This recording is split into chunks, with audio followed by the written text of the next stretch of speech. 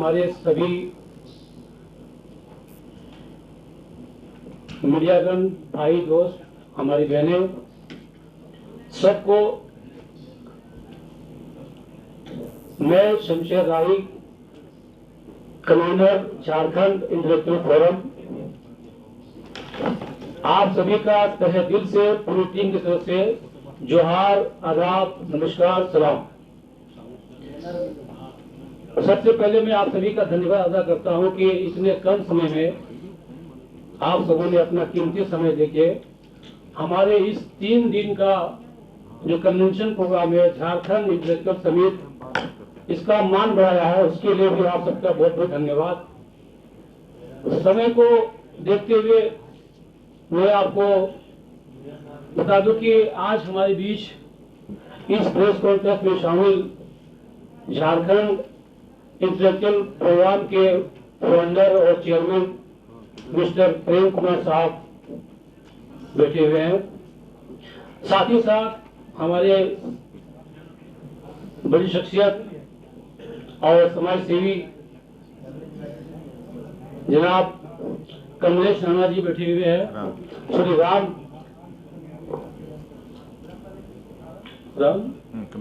कमलेश जी बैठे हुए हैं हमारे बीच।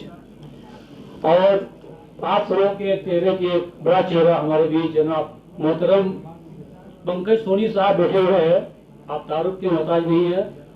साथ ही साथ हमारे एक और साथी जो इस फाउंडेशन को आगे बढ़ाने में तन मन धन और बीच जोड़ साथ लगे हैं, मोहतरम जनाब मिस्टर राम किंकर पांडे जी।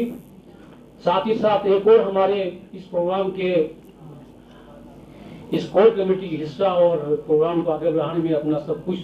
बात खत्म करने से पहले ये बता दूं कि ये हमारे लिए सौभाग्य की बात है कि झारखंड इंटेलेक्चुअल फोरम पिछले 14 साल से मुंबई और दिल्ली के सरजमी पे झारखंड के अलग अलग इशू पे, चाहे एजुकेशन पे हो, हेल्थ पे हो, गरीबी पे हो या किसी और मैटर पे, ये एक नॉन पॉलिटिकल ऑर्गेनाइजेशन जो हमेशा गरीबों के लिए काम करती आई है। और आज झारखंड की धरती में आने का हमारा 3 दिन का जो कार्यक्रम है, उसका मकसद है हमारे राष्ट्रीय और चेयरमैन साहब का कि एक झारखंड और बम्बई के साथ और दिल्ली के साथ तालमेल बना के, आप सबों के साथ एक रिश्ता बना के झारखंड अब 23वां साल जिसका हम जश्न मना रहे हैं, सेलिब्रेशन कर रहे हैं, और किस तरीके से करें। और जो 3 दिन का टॉपिक है हमारे 11, 12, 13 अक्टूबर, जो सुबह 10 बजे से आपका शाम 5 बजे तक हर दिन जो है ना 3 सेशन किया गया हुआ है। और आपको पूरा डिटेल आपको हमारे चेयरमैन साहब आपसे बात रखेंगे। सबसे पहले मैं चाहूंगा इसका अगुवाई मिस्टर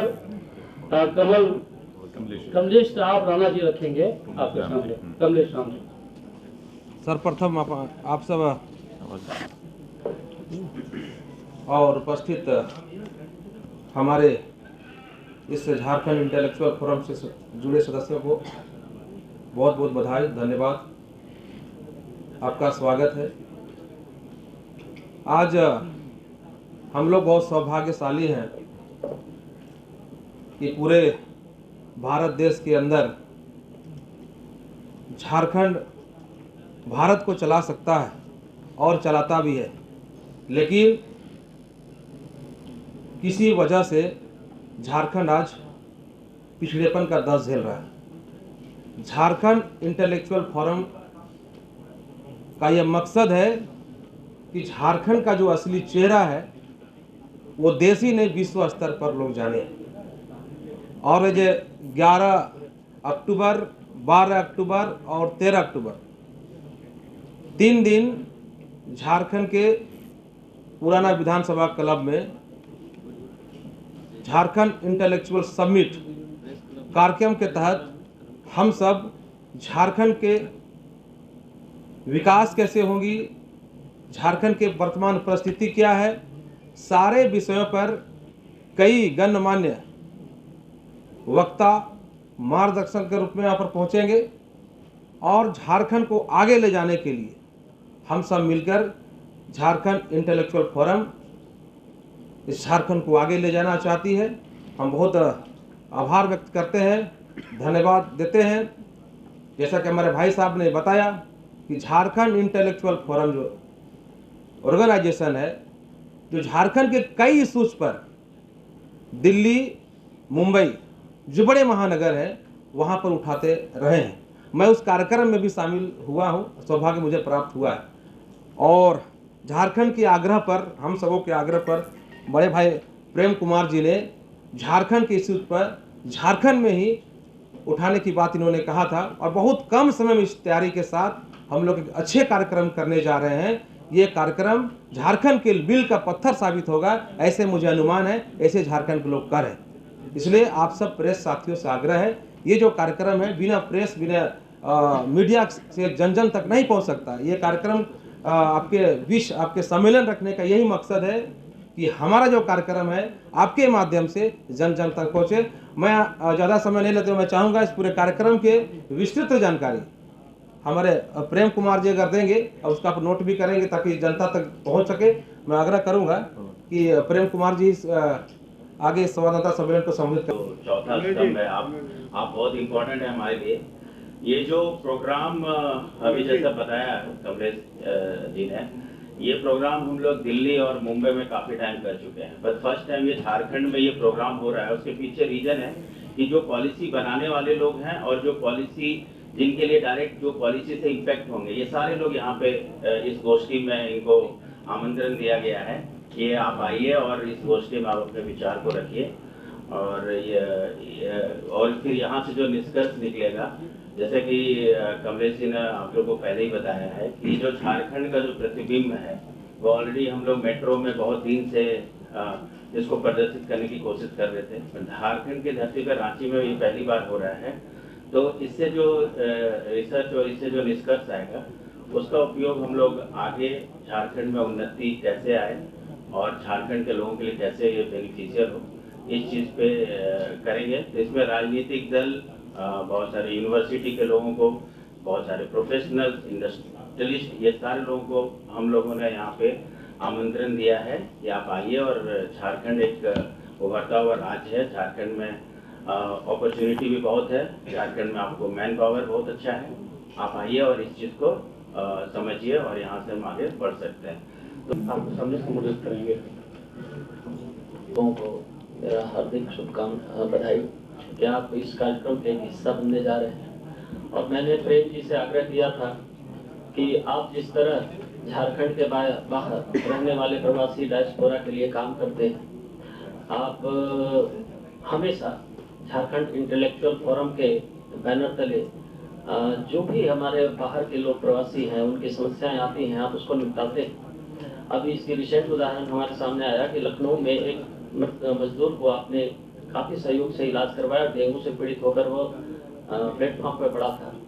इन बातों से प्रभावित होकर हमने कहा कि भाई साहब क्यों ना हम लोग झारखंड से जुड़े हैं, झारखंड की मिट्टी के हैं, इस तरह से लाया जाए ताकि जो हमारी कमियां हैं वह अब दूर हो। क्योंकि कोई ना कोई तो पानी में कंकड़ मारना होगा। तरह क्षेत्र में अगर विकास ना हो और यह देश के अग्रणी भूमिका में नहीं आए तो ये हमारे लिए दुर्भाग्य का विषय है। और इस क्रम में हमारे पैनल में बैठे हुए पंकज जी हैं, काफी बड़ा काम कर रहे हैं सामाजिक क्षेत्र में, इस प्रदेश को एक नई पहचान दिलाने में। कमलेश जी हैं, युवा राजनीतिज्ञ भी हैं, और प्रेम जी का एक बड़ा प्रतिमान है देश विदेश में इंटेलेक्चुअल लोगों के बीच कि इन्होंने बहुत सारे बड़े लोगों को एक साथ यूनाइट करके दिल्ली, मुंबई, अन्यत्र जगहों पर सबको बिठाया और एक नए विमर्श की स्थापना की है। इस विमर्श के जरिए हमें आगे ले जाना है। बहुत बहुत धन्यवाद। रहा था कि झारखंड इंटेलेक्चुअल फोरम पिछले झारखंड से बाहर जो लोग रहते हैं, जिस तरह विदेश में भारतीय रहते हैं और भारत की चिंता करते हैं, उसी तरह झारखंड से भी जो लोग बाहर रहते हैं वो झारखंड की चिंता करते हैं। एक साइकोलॉजी है कि झारखंड पिछड़ा हुआ है, झारखंड में समस्याएं हैं या डायरेक्शन अच्छा नहीं है, ये एक साइकोलॉजी है। और ये मुख्य रूप से झारखंडियों के लिए चिंता का विषय है, और चिंता वो लोग ज्यादा करते हैं जो झारखंड से बाहर रहते हैं। जब मैं झारखंड इंटेलेक्चुअल फोरम के पहले कार्यक्रम में, उनका कार्यक्रम पहले कई बार हो चुका था और पहली बार जब मैं सम्मिलित हुआ तो मुझे पता चला कि महाराष्ट्र के अंदर में, खास करके मुंबई में 35 लाख से ज्यादा झारखंडी रहते हैं। उनमें उद्योगपति भी हैं, उनमें अधिकारी भी हैं, यहाँ तक कि दिहाड़ी मजदूर भी हैं जो कहीं एक रैक पे कुछ प्रतिदिन कुछ 70 रुपया 80 रुपया देके एक रैक मिलता है, उस पर सोते और फिर दिन भर काम करते और फिर अपने जीविकोपार्जन के लिए, अपने क्षेत्र के लिए और काम करते, फिर भी राज्य की चिंता करते हैं। झारखंड इंटेलेक्चुअल फोरम का जो ये कार्यक्रम है, इसका मुख्य विषय जिससे मैं प्रभावित होकर के इससे जुड़ा हूं, वो ये है कि दशा और दिशा बदली जाए राज्य की। हमारे पास खनिज है, हमारे पास संपदा है, हमारे पास में इतना अच्छा वातावरण है, जंगल है, जमीन है, सब कुछ है, लेकिन कहीं ना कहीं एक पॉजिटिविटी की जरूरत है। मुझे लगता है सब कुछ है। और आपने अगर कभी यूनाइटेड नेशंस या फिर वर्ल्ड के सारे बड़े फोरम्स का प्रोग्राम देखा हो टीवी पे, यूट्यूब पे भी है, वहां पे भी चर्चा होती है। वहां कोई हाथी नहीं दौड़ाया जाता, चर्चा होती है और उस चर्चा के दौरान एक सार निकल के आता है और उस सार पे पूरी दुनिया काम करती है। आप अभी हाल में इंडिया में हमारे यहाँ जो ये हुआ, क्या बोलते हैं उसको, G20 का समिट हुआ, सार्क समिट हुआ, ऐसे जितने समिट्स होते हैं ना, ये सभी के सभी एक सार निकाल के लाते हैं, एक रनवे तैयार करते हैं, एक रोड मैप तैयार करते हैं।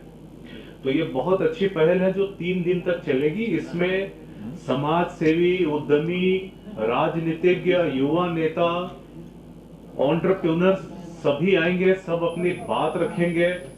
कुछ बहुत ही, जिनको आप बोल सकते हैं बहुत ही मेधावी और बहुत अच्छे टैलेंट्स है, जिन्होंने अपना लोहा मनवाया है, प्रूव किया अपने आप को, वैसे कई सारे हैं जिनको वहां मंच पे सम्मानित भी किया जाएगा। ये भी एक बहुत अच्छी पहल है उनको आगे बढ़ाने के लिए।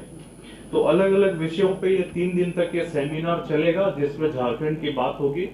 और इससे जुड़े और कोई सवाल है तो आप लोग ले सकते हैं, पूछ सकते हैं। और प्रेस रिलीज मेरे ख्याल से आप सबको मिला है, आप लोगों के पास कोई सवाल है तो पूछ सकते हैं। 30 लाख से प्लस जो लोग वहाँ पे। बहुत बहुत धन्यवाद शमशेर जी। ज्योति जो अखंड है, प्रताप वो प्रचंड है, हमारा झारखंड है, हमारा झारखंड है। और मिली हैं जो विरासतें प्रकृति के उपहार में, मिली हैं जो विरासतें प्रकृति के उपहार में, यह बात है स्वाभिमान की, न समझो कि घमंड है, ये हमारा झारखंड है, ये हमारा झारखंड है। तो इस हमारे झारखंड के सभी गणमान्य पत्रकार बंधुगण, हमारे साथ इसी मंच पर विराजमान हमारे सभी सहयोगी साथीगण, सबसे पहले तो हम आप सबको जोहार कहते हैं, नमस्कार करते हैं, आदाब करते हैं, सलाम करते हैं।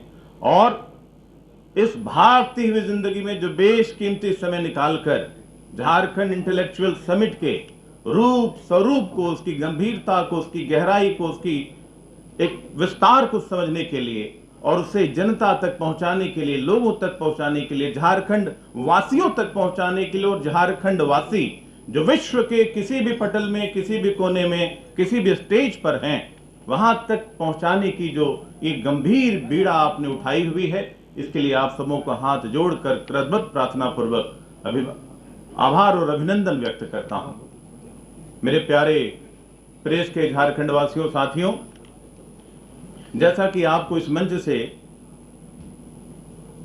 प्राप्त हुआ कि हम लोग झारखंड इंटेलेक्चुअल फोरम, जिसकी संरचना, जिसकी स्थापना झारखंड की सरजमीन, झारखंड की मिट्टी से तकरीबन 2000 किलोमीटर दूर, ठीक उसी प्रकार से जिस प्रकार से नेताजी ने तैयार किया आज़ाद हिंद फौज और आज़ाद हिंद सरकार भारत को स्वतंत्र कराने के लिए, भारत की जमीन से विदेश की जमीन पर, विदेश की धरती पर झारखंड राज्य की पीड़ा को लेकर हम सब जो इस झारखंड की मिट्टी में पैदा हुए हैं, उसके बारे में गंभीरतापूर्वक सोचते हैं।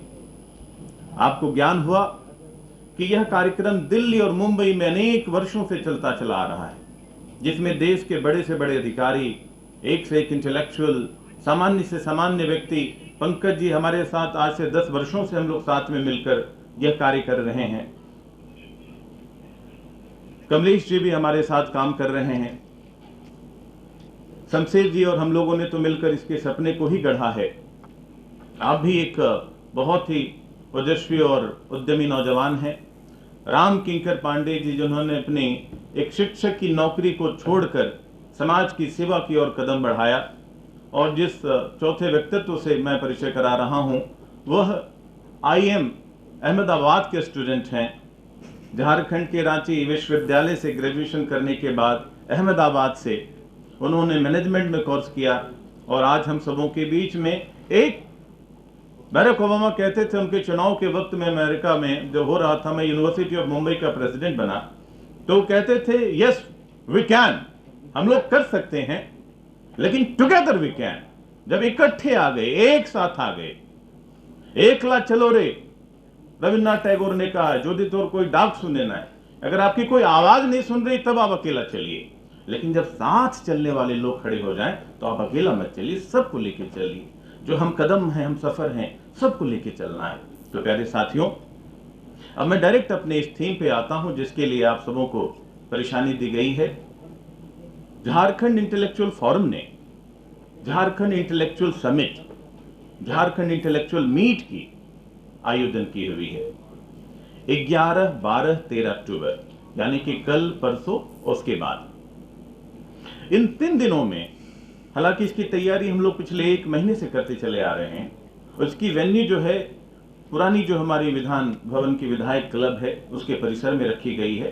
परिसर छोटी है, लेकिन चूंकि वह नाम ही एक गूंज पैदा करने वाली है पूरे झारखंड और झारखंड वासियों तक, वहां से संदेश हमेशा जाते रहे हैं, तो हमने उस जगह को चुना।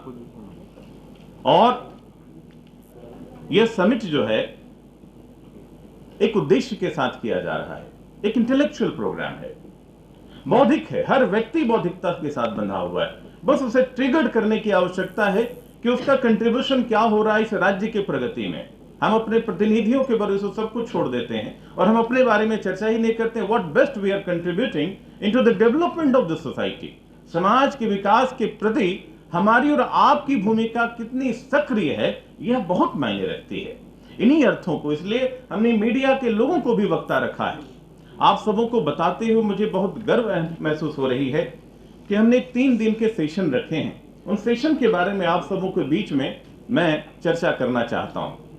हमारा जो पहले दिन का सेशन है, प्रथम सेशन जो है, वह है the world must see the strength of our Jharkhand. दुनिया देखे हमारे झारखंड का आत्मविश्वास, हमारी शक्ति, कि झारखंड ने पूरे देश को क्या दिया। परमाणु पोखरण भी हुआ तो उसका रॉ मटेरियल झारखंड से जाएगा। विश्व कप जब हमने प्राप्त किया तो वहां भी आपका ही लाडला वो कप्तानी कर रहे थे। तीरंदाजी में हो, दीपिका कुमार हमारे इस कार्यक्रम में भी पधारने वाले, उनको भी पद्मश्री मिली हुई है। और हॉकी की टीम यहाँ के लोगों से कंप्लीट नहीं हो सकती। खनिज संपदा ऐसी है कि अब थोड़ी सी अगर मिट्टी को हटाएं तो आपको सोना मिलेगा, मिट्टी को थोड़ी सी हटाएं तो आयरन मिलेगी, एल्युमिनियम मिलेगी, कॉपर मिलेगी, एक से एक सारे जो मिनरल्स हैं, मेटल्स हैं, सब आपको इस मिट्टी में बस थोड़ा सा लगाने की आवश्यकता है।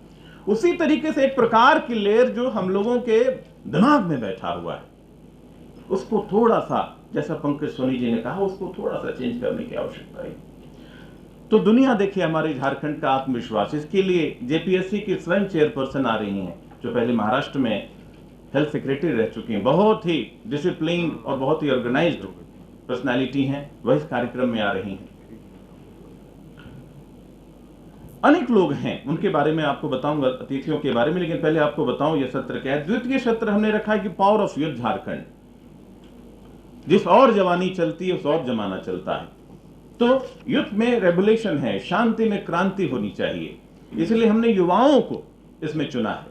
कमलेश जी भी हैं, बहुत अच्छा बोलते हैं, तड़ीपार भी हुए, समाज के लिए लड़ने की कोशिश करते हैं। पूर्ण कोई नहीं है, थोड़ी बहुत कमियां हर व्यक्ति के भीतर, लेकिन प्रयास क्या है, हम उसको मोल्ड कहां। पानी बह रहा है, अगर हमने बांध बना दिया तो उसमें बिजली पैदा होगी, वो एक पर्यटन स्थली बन जाएगी, वहां से खेतीबाड़ी का काम शुरू हो जाएगा, वहां नौका विहार का काम होगा। तो उस युद्ध को बांधने के लिए हमने पावर ऑफ यूथ झारखंड का एक सम्मेलन रखा है, जिसमें कला से, खेल से, तकनीक से, साहित्य से और उद्यम से सभी प्रकार के लोगों को हमने इसमें आमंत्रण किया हुआ है।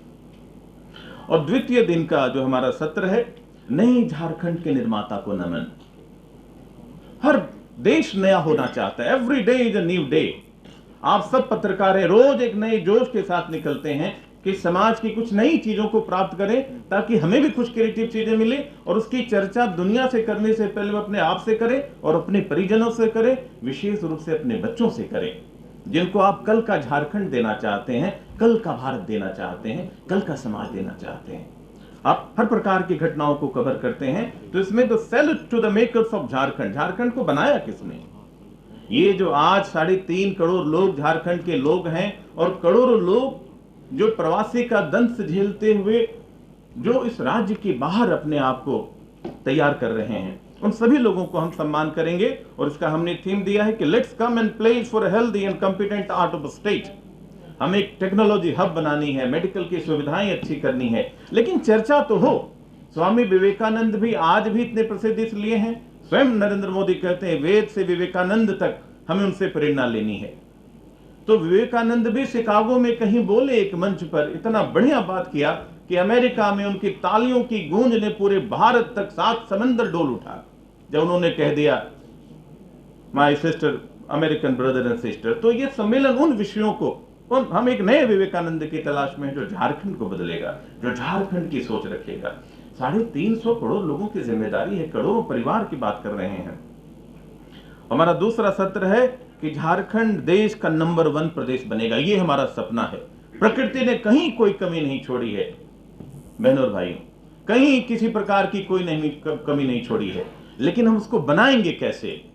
इसके पर अनुसंधान तो हो, इसके पर लोग बातें तो करें, मिले तो सही एक सकारात्मक मन से। इसलिए इसके गैर राजनीतिक दल से सभी लोग इसमें हैं। हमने हेमंत जी को भी आमंत्रण किया है, हमने आमंत्रण बाबूलाल जी को भी किया, सभी दलों के, कांग्रेस के लोगों को, सभी पार्टियों को हमने आमंत्रण किया है कि आखिर में हमारी विचारधारा अलग हो सकती हैं, लेकिन ये मदर स्टेट तो सबका है, ये सबके सहयोग से ही इसका विकास होगा। इसलिए let's place to make our mother state number 1, vision of visionaries. जो जिनके पास विजन है वो कहां तक देख पा रहे हैं, देख जहां तक पाते हैं तम के सागर लहराते हैं, हरिवंश राय बच्चे। और झारखंड के साथ कुछ ऐसा घटित हो रहा है। फिर तीसरे दिन का हमारा सत्र है youth strength and youth communication our golden future, कि हमारी शक्ति क्या है, यहां का कौन सा पत्रकार भारत का। आज देखिए हरिवंश जी उपसभापति हैं, मुझे लगता है आने वाले दिनों में उप सभापति यहीं बैठे हों, मेरी मैडम मुस्कुरा रही हैं, शायद वो भी हो सकती हैं उनके बाजू। तो हमारी ये सोच है कि ऐसे हीरे, ऐसे नायाब नौजवानों को, आप सब यहाँ नौजवान बैठे हैं, अनेकों प्रतिभा के साथ हैं, तो एक ऐसा हम वातावरण बनाना चाहते हैं कि मीडिया का नाम सुने और सामने वाला कांप उठे कि पता नहीं क्या प्रश्न पूछ देगा, किन जिम्मेदारियों से हमें अवगत करा देगा। इसलिए youth strength and youth communication, वहीं से हमारा गोल्डन फ्यूचर, एक स्वर्णिम भविष्य। और द्वितीय सत्र जो है हमारा, जो हमारा सबसे विषय है निरंजन जी, कि मेरे राज्य का प्रवासी झारखंड वासी। सरकार की कभी कभी नीतियां फिसल जाती हैं, ओके, और किन परिस्थितियों से वो जी रहे हैं। जब पंकज जी ने कहा कि 35 लाख से ज्यादा लोग जब वहां रहते हैं तो कितनी पीड़ा से गुजरते हैं। हम लोगों ने कितने डेथ बॉडी भेजे। पिछले दिनों दीपक प्रकाश जी ने एक पेशेंट को भेजा, कथा नहीं सुना रहा हूं, हकीकत बता रहा हूं। गए, खड़े हुए, और उनके साथ जो सहयोगी 10 फीट से एकदम दंडवत हो गए। मैं बोला ऐसा क्यों कर रहे हो? बोले भैया आज तक खाली 10 लोगों से हम बात कर रहे हैं, कोई आ ही नहीं रहा है। जिस नेता को बात करते हैं बोले इसको बोल दिया हूं, उसको बोल दिया हूं, आएगा कौन? बोलने से काम नहीं होगा। एक अकेला थक जाएगा, साथ ही हाथ बढ़ाना। हाथ बढ़ाने की आवश्यकता है। जो दर्द में हो, जो पीड़ा में हो, उनको सब कुछ होता है, तो उनकी पीड़ा को दूर करना है। इसलिए मेरे राज्य का प्रवासी भी हमारे प्रदेश का झारखंड वासी है। दिल्ली मुंबई में कह देते हैं कि भाई ये तो झारखंडी है, झारखंड वाला है। एक जो 5 प्रमंडल हमारे जो झारखंड की जो संरचना है वह एक कब होगा? यूनिटी इन डाइवर्सिटी है। कहीं कहीं उड़ीसा का कॉस्मोपॉलिटन सिटी है, धनबाद है, बोकारो है, जमशेदपुर है, जहां से अंतर्राष्ट्रीय लोग निकले हैं। तो let's acknowledge the contribution of Jharkhandi diaspora. तो झारखंड के डायस्पोरा के कंट्रीब्यूशन को हम लोग हल्के भी नहीं ले सकते हैं। तो ये कुल मिला के हमारा ये पूरा कार्यक्रम का डायग्राम है। आप मुस्कुरा रहे हैं, मुझे लगता है आप समझ रहे हैं कि हम क्या कहना चाह रहे हैं। तो ये हमारा पूरा डायग्राम है जिस प्रोग्राम को लेकर आ रहे हैं। मैं अपनी बात को यहाँ रोकूंगा, लेकिन मैं चाहूंगा कि आपके प्रश्न हो, आपके सवाल हो। हम 5 लोगों ने 5 पांडव की तरह आप लोगों के बीच में 5 प्रमंडलों को सुधारने का एक भाव रखा है कि इसको हम अच्छा करना चाहते हैं। हर चीज राजनीति से नहीं की जा सकती है। डॉक्टर अब्दुल कलाम कोई राजनेता नहीं थे, लेकिन उन्होंने नारा दिया लीड इंडिया 2020। हम लोग वहां से निकल कर आए, विश्वविद्यालय का विद्यार्थी था, उनको छुआ तो लगा किसी देवता का दर्शन कर रहे हैं। तो ऐसे लोगों की आवश्यकता है जहां से प्रेरणा का भाव पैदा हो। और ये मंच मैं चाहूंगा कि आप जैसे तमाम विद्वान विदुषी पत्र और सब हमारी नवयुवतियां पत्रकारिता के क्षेत्र में इतना बढ़िया कार्य कर रहे हैं, मैं चाहूंगा कि आपके प्रश्नों को हम लोग जवाब दें। पंकज जी ने पहले ही कहा कि हम सुनना चाहते हैं, आप क्या चाहते हैं। ये पत्रकारों का भी एक सेशन है। हम चाहेंगे कि पत्रकार लोग आएं और वहां पे अपने विचारों को भी रखें और शमशेर जी से संपर्क करें। राजनीति से संबंध रखते हैं, तो ये कोई राजनीति समिट है या फिर इंटेलेक्चुअल? नहीं, इंटेलेक्चुअल है। आप राजनेताओं को इंटेलेक्चुअल नहीं समझते हैं क्या? नहीं, इसमें एक प्रोफेसर हैं सरला बिरला विश्वविद्यालय के, जो अंतर्राष्ट्रीय लेवल पे प्रोफेसर रह चुके हैं, डॉक्टर गोपाल पाठक हैं। नीलिमा जी हैं जो ह्यूमैनिटी के बहुत बड़ी प्रोफेसर हैं। जो सबने कहा कि महाराष्ट्र से जेपीएससी की जो चेयरपर्सन है वर्तमान health secretary doctor Mukesh Kumar जो है यहाँ पे पूर्व आईएएस अधिकारी हैं। एक विकास श्रीवास्तव जी हैं। तो बहुत सारे लोग हैं। क्या है, राजनीति ऐसी होगी कि राजनीति हम पहले देख लेते हैं कि सिनेमा का आदमी है तो बोले सिनेमा वाला ज्यादा आगे। नहीं, राजनीति के साथ सभी लोग हैं। चूंकि हम कर रहे हैं तो हमने आमंत्रण सबको दिया है और सभी लोगों ने स्वीकार किया है। और राजनीति के चेहरे को बिना राजनीति के तो सत्ता में हमको यहीं से सब कुछ करवाना है, तो उन तक पैगाम पहुंचाना है। ये हमारा एक भाव है और ये कोई राजनीतिक नहीं है। आपने इसलिए देखा होगा कि सभी दलों के लोग हैं इसमें, तो वह भी इंटेलेक्चुअल हैं। उनको भी हमारा और आपका सहयोग चाहिए, उनको भी हमारी और आपकी जो है भूमिका दिखनी चाहिए। सिर्फ नेताओं के प्रतिनिधियों के भरोसे नहीं छोड़ना है मैडम, हमें हमारा बेस्ट करना है। इसलिए तो आप मीडिया से डरते हैं। पत्रकारों को देखकर वो बिल्कुल डिसिप्लिन पोजीशन में आ जाते हैं कि भाई पत्रकार लोग देख ना ले कुछ। क्या हम आपके साथ हैं, चलिए। राम किंकर जी ने कहा कि नहीं हम आपके साथ चलते हैं। तो ये सारी स्ट्रेंथ बनती चली गई और मुझे लगता है जब जिसका वक्त होता है उसी वक्त सारी चीजें होती हैं। एकात्म मानववाद तक आखिरी पंक्ति में जो बैठा हुआ व्यक्ति है। डायरिया देखिए एक प्राकृतिक प्रकोप है। इससे पहले पूरे विश्व में कोरोना जैसी एक बड़ी समस्या झेल चुकी है। आप गिरिडीह में, आप सभी पत्रकार बंधुओं को बताऊं कि बंबई के किसी भी अगर आप बार में चले जाएं, इसका मतलब ये नहीं समझे कि शराब परोसने वाला व्यक्ति कहीं ना कहीं आपको कोडरमा का मिल जाएगा, कहीं ना कहीं गिरिडीह का मिल जाएगा और ज्यादा हुआ तो हजारीबाग का मिल जाएगा। ये 3 राज्य के लोग हैं इस तरीके के सामान्य कार्य वहां से कर रहे हैं, लेकिन वह काम करके अपने घर को, अपने परिवार को, अपने बच्चों को वहीं से मजबूत कर रहे हैं। तो बदलाव ऐसा नहीं कि नहीं हुआ। बदलाव की दृष्टि से देखेंगे तो थोड़ा बहुत बदलाव हुआ। जो जिनके मकान नहीं थे, कच्चे मकान थे, शौचालय की व्यवस्था नहीं थी, बच्चे पढ़ नहीं पाते थे, वो बाहर कमा रहे हैं, प्रदेश में बच्चों के लिए भेज रहे हैं। तो एक पारिवारिक रूप में बदलाव हो रहा है, लेकिन सामाजिक रूप में बदलाव तब आएगा। जैसे मैं महाराष्ट्र में रहता हूँ, वहाँ कुछ हुआ शिवाजी महाराज की जय, तो छत्रपति के नाम से आज भी लोगों को जो है वो प्रेरणा देती है। जैसे हमारे यहाँ देशम गुरु शिबू सोरेन का नाम ले लेते हैं, भगवान बिरसा मुंडा को हम लोग मानते हैं, तो वो हमें प्रेरणा देते हैं कि संघर्ष कैसे करना है, कैसे आगे बढ़ना है। लेकिन अब थोड़ा सा और भी मेहनत करने की आवश्यकता है अशोक जी। उसी क्रम में ये शिखर सम्मेलन भी रखा गया और मैं चाहूंगा इस विचार को, वहाँ नेता भी आ रहे हैं जो मैडम ने कहा कि क्या है, तो आप वहाँ भी अपना विचार रखें।